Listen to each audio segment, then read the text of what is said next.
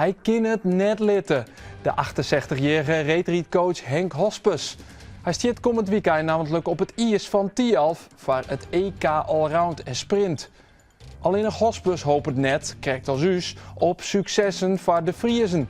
Hij hoopt op medailles voor de Poolse reetrijders, want Hospes is op dit stuit assistent bondscoach van Polen.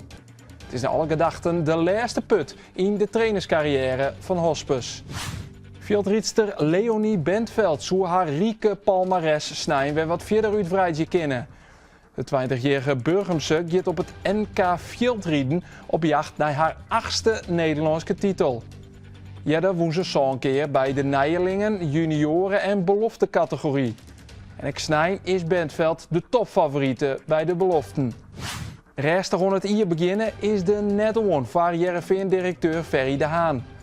Na de verleden week Jordi de Wijs al naar het Abelensra stadion hellen, volgen deze week spits Milos Lukovic en verdediger Ristian Petrov.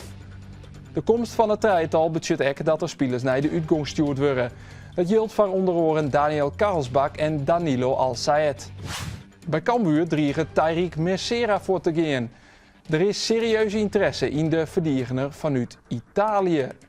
Man je maar even zeggen hoe dat ervoor staat in de Sportcast. Want Safia deze Omroep Friesland Sportflits graag om de volgende flits.